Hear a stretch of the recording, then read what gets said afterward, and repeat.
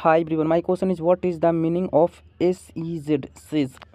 Mention any two features of says. So special answer is special economic zones. These are designated